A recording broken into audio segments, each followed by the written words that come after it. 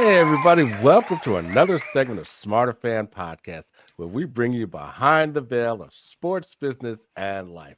I'm Joe, and this is Barry. How you doing, Barry? I'm doing good, Joe. How you feeling, man? Oh, I'm feeling good. I'm feeling good. All right. You looking all right? Sounds good to me. Yeah.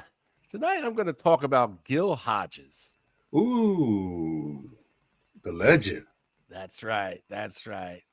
Now, he played baseball at St. Joseph's College for 2 years before he dropped out to sign with the Dodgers. He debuted with them at age 19, but then he joined the Marines during World War II. Oh, wow. So, yeah, and he won a Bronze Star in the South Pacific. Now, after being discharged, he returned to the Dodgers in 46 as a catcher in their minor league system. And he led the Newport News Dodgers to a championship. And one of his teammates was Chuck Connors. The actor. Yeah, the actor, yeah. Now, he came up with Jackie Robinson in 47, and he started out as a catcher. But when Roy Campanella came on the scene, he got moved to first base in 48. So now the 50s saw him lead the Dodgers in a lot of categories, fielding percentage, slugging percentage, batting average. He was actually the very first Dodger to hit 40 home runs. Oh, wow. Yeah. So now in a spring training game, he was made acting manager of their B squad.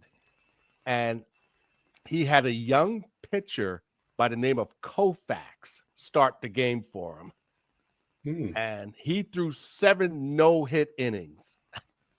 Sandy was a bad man.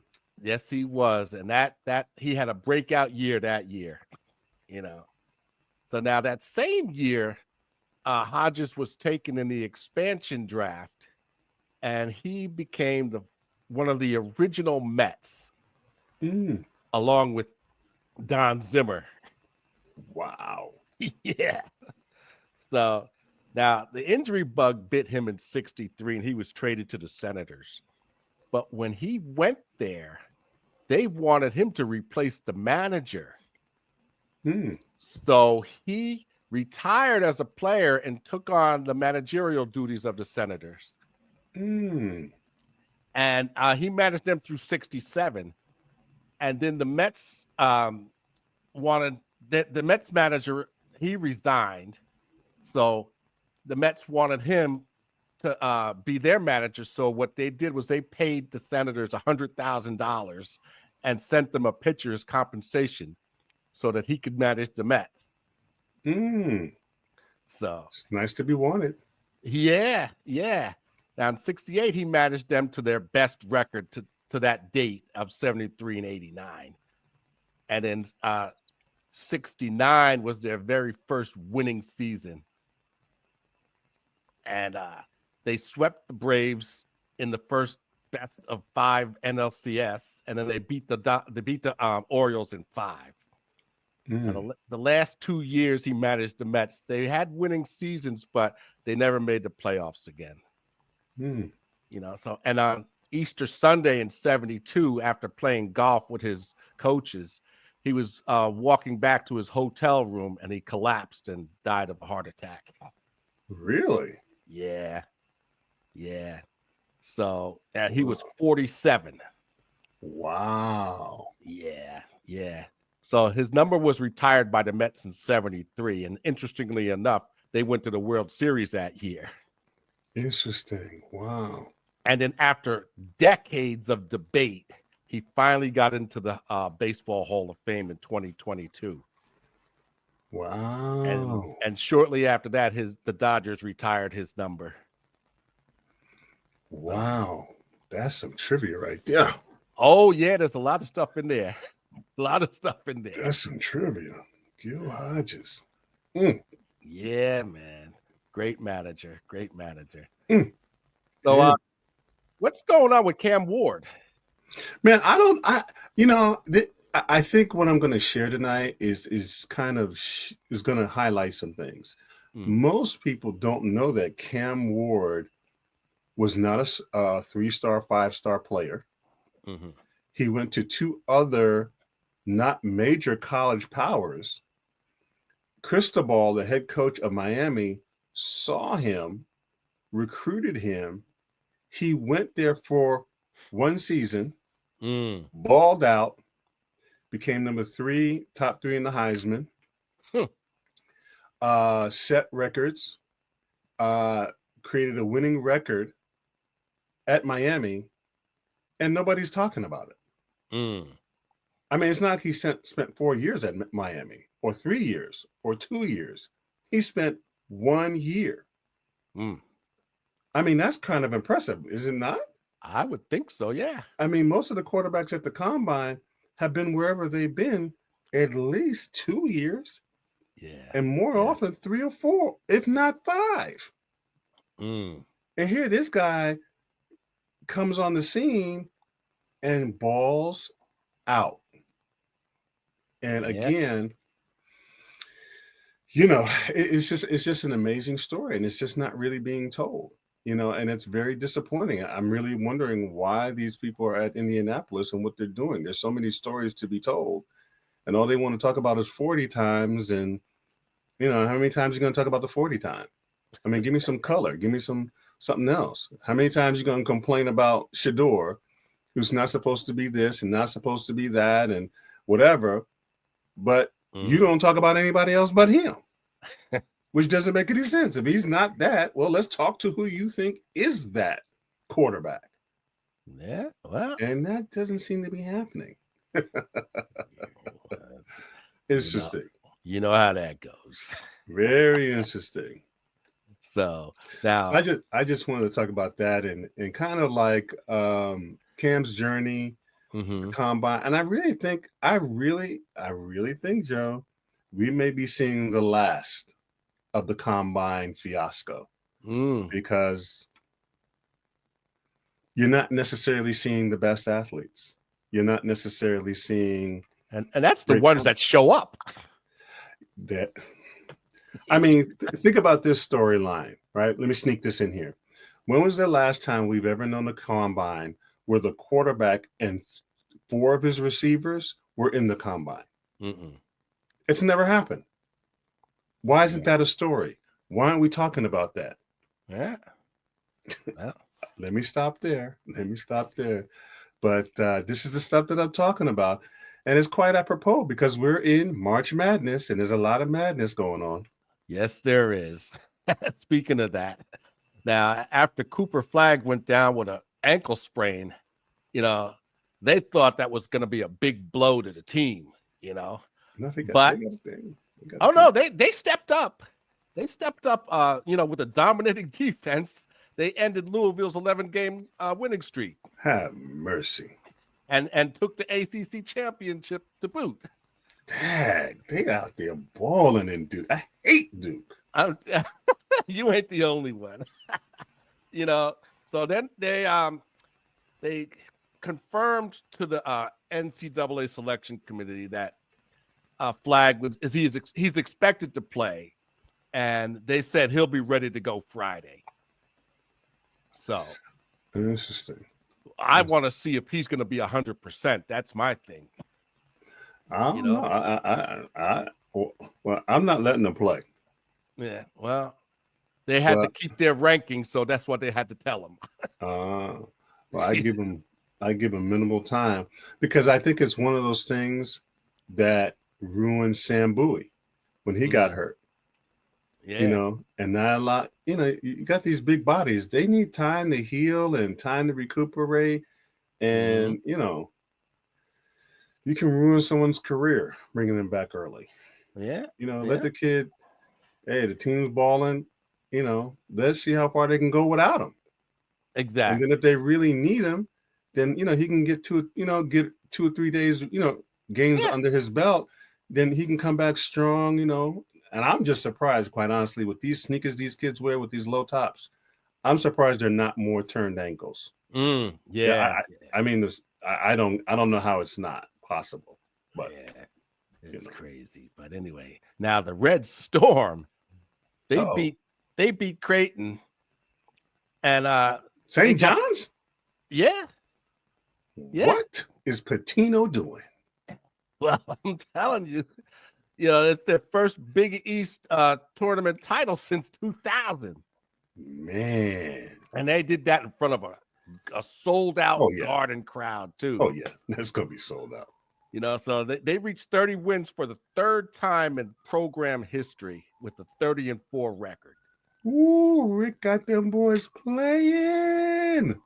And, well, check this out. Now, this trip to the tournament makes Pitino the first coach to take 6 schools to the big dance. 6 schools. The man knows what he's doing. That's for damn sure. The man knows what he's doing.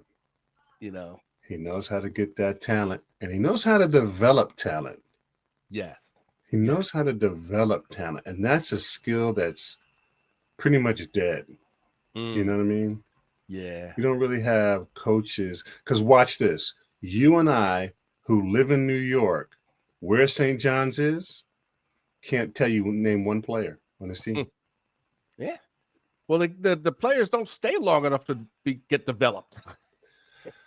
I think some of that's that, and that comes with some good and bad, and we'll talk about that next week. But yeah. Now, Dick Vitale, he's 85 years old, right? Still screaming. Yeah. Well, he got emotional while he was announcing the Duke's win over Louisville because he's been battling cancer. Oh, really? Yeah. He stated in December that he was cancer-free after his 4th battle in 3 years. Ooh, he's in a battle. Yeah. So, he's had quite a few surgeries on his throat. And so the doctors only want him to do 1 game a week. Yeah, I mean, if he's getting cancer in the same spot. Yeah. Yeah. His So body, they want to give his vocal cords a rest, so he said he's gonna do 1 more game and then that'll be it for him. Yeah. I mean, he's had a long run. Yeah. Yes, he has. I ain't mad at him. That's for sure. That's for sure. Baby. So what's going on with the Colorado quarterbacks? Man, listen, man.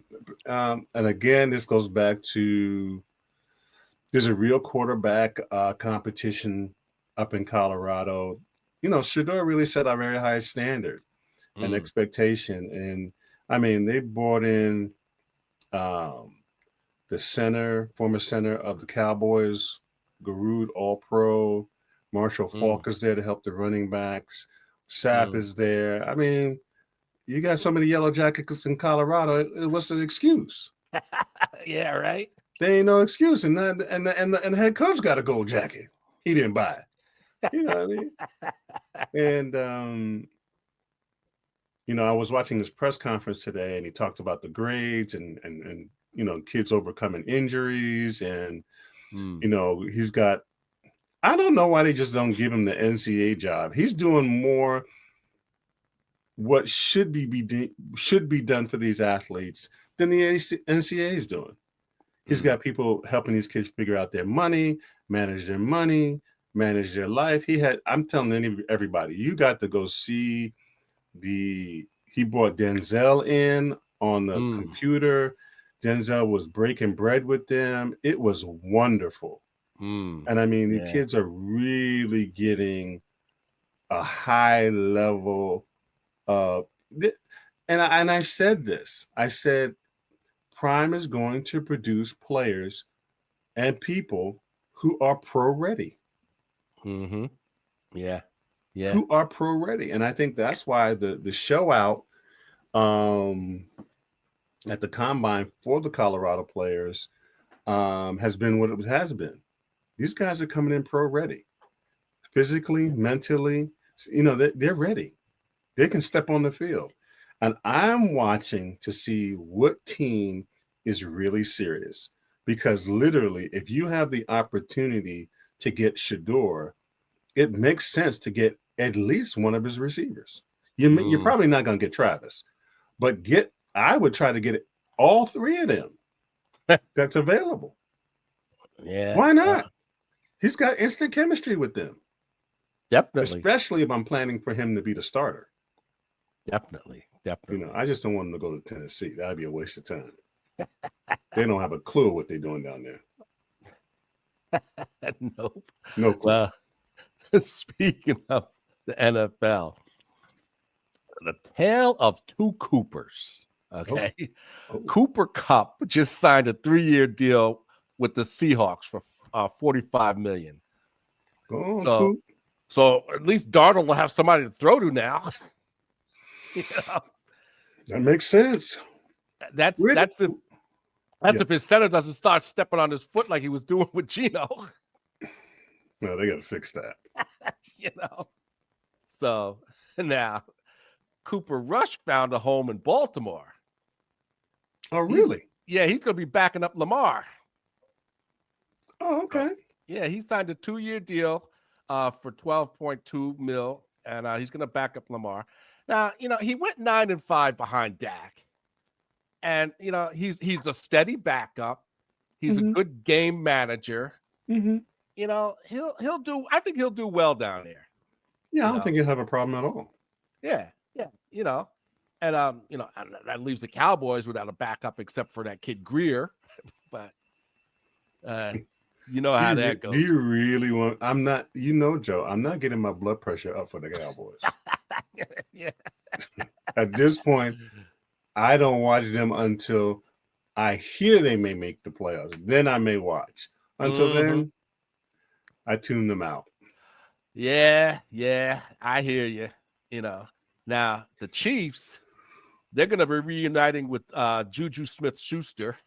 Oh, I thought wasn't he there? And then he left, and now he's back.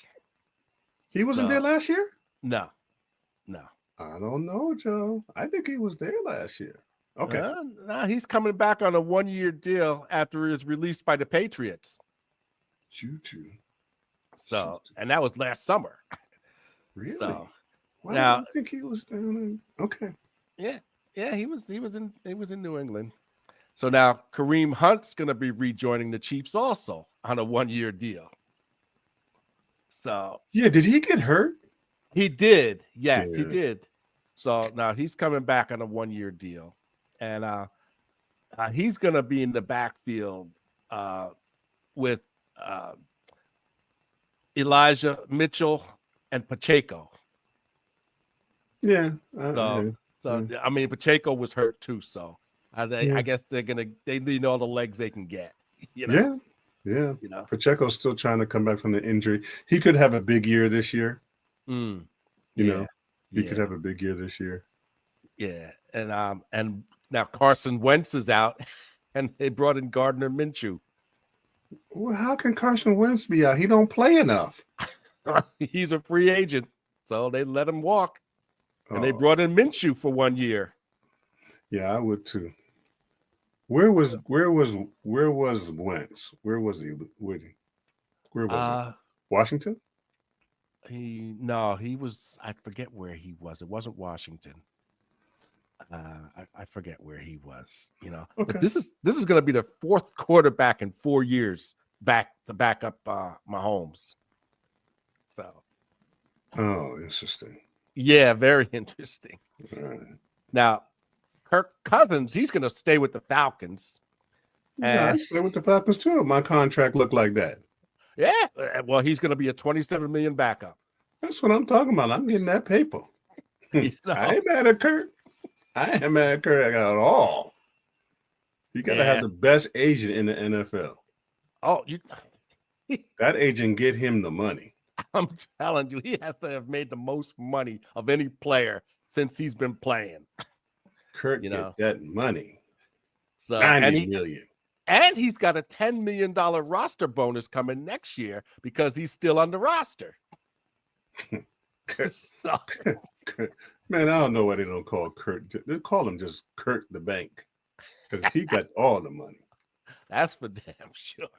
Kurt got all the money. So, ain't winning much, but he got all the money. That's right. He's making all the money. So That's what counts. I ain't mad at you, Kirk. So what's going on with Pro Day?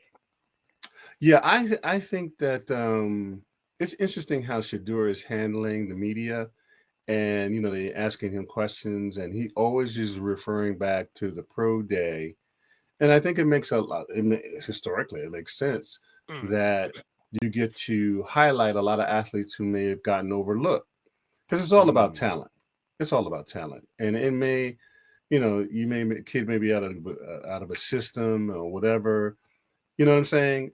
And I tell people the story about Dwight Clark all the time. Dwight Clark wasn't drafted. The great Dwight Clark for the 49ers, right. He wasn't drafted. Right. Yeah. The coach Walsh was looking for somebody, asked him to run some routes so the kid could throw for him, and drafted Clark. Clark wasn't on his radar. And I think that what teams are starting to see coming out of Colorado because of Prime and the people that are there. If I'm looking for guys who are pro ready, pro mentality, Colorado's putting those kind of players out there. I'm not going to have a problem with these guys.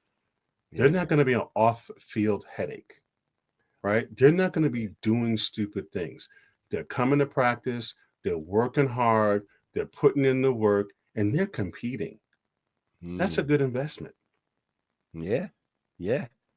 And these guys are getting life coaching skills. Yeah. So their maturity level, what Coach Prime is doing with them is moving them to the front of the class. It really is. Yeah. It really is. We'll have to stop right there. Oh, how quickly the time flies. Yes, it does. But it's really interesting times. But I really think,